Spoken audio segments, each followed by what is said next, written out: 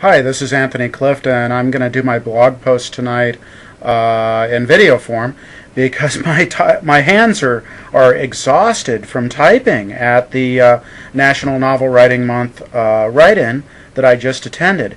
And I have to tell you, I just had the most insane write-in experience. I mean, insane in a cool way, writing experience I think I've ever had at NaNoWriMo.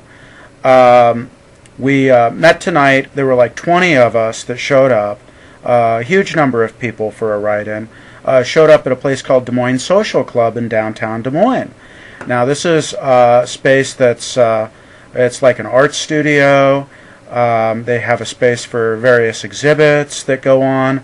They have a big sort of lounge nightclub kind of place with a dance floor. And we met in the lounge. We met in the bar area. Right near the dance floor. And so we're sitting there writing. We're doing our first sprint, where we try to write, so many words in half an hour, and you pick a card, and whatever the number on the card is, that's how many words you have to write. And we're like in the middle of that, or near the end of that, during that half hour, and suddenly the music comes up on the dance floor, and apparently it's salsa night at this bar, and we're all in the middle of writing. So just speaking for myself, I noticed it, but I didn't notice it in a way that really distracted me from my writing.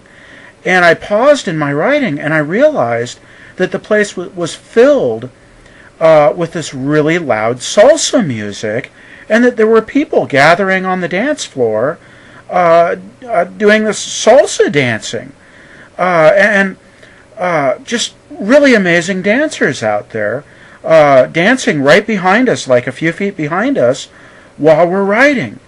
And for a moment it was really distracting, but then once I just kind of let myself, kind of surrendered myself to the music, so to speak, I found, again, speaking for myself, I think other people were really distracted by it, but speaking for myself, I found that it gave a huge amount of life and energy to my writing.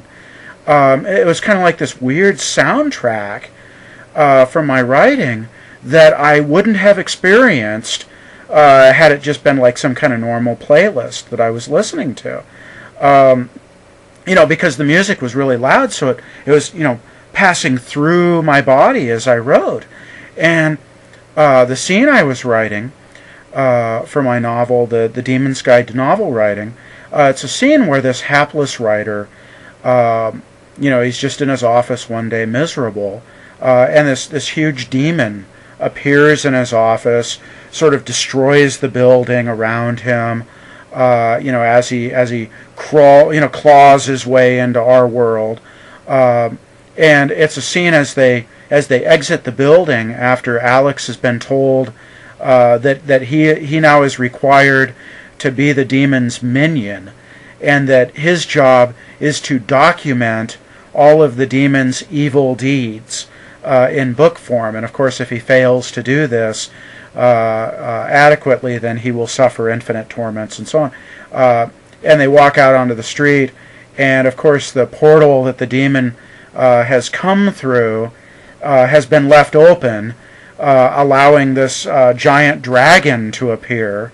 And of course there's a crowd down on the street looking up at this building that's been destroyed, and the dragon attacks them, requiring Alex to take action to try to deal with this dragon in some way. And so it's, in a way, this sort of weird giant battle scene, this disaster scene, with this, in my head at least, this salsa dancing soundtrack to it, which was at once both incredibly surreal, but at the same time incredibly cool. Just really offbeat and weird, which really fit with the whole tone of this book that I'm writing. So anyway, we get to the second sprint, the second 30-minute period during which we have to write. And I'm really getting into this scene now because of this dancing that's going on. And I'm watching people out on the dance floor, And out on the dance floor, I see this dude out there that, this guy's like a bronzed Adonis. This guy's, he's got, this really deep tan. I don't know if maybe it was ethnic or if it was just a really deep tan. I don't look that closely at guys, sorry. And but he's out there and he's really dapper and he's really dashing, and this guy is filling me with hatred for him because he's dancing out there. He's got two women. The guy's dancing with two women at the same time, salsa dancing, and he's like singing to them as he's dancing. And I mean, he's a really good dancer. He's an amazing dancer. I don't know anything about dancing, but it looked absolutely, professional, practiced, like he was an expert dancer to me. And the women certainly seemed to be mesmerized by this guy. I hated him. I hate him because I realized that even if I spent the rest of my life working out and practicing dancing and learning to talk in whatever magical, sexually seductive way he was speaking to women, I would never, ever be as sexy as this man.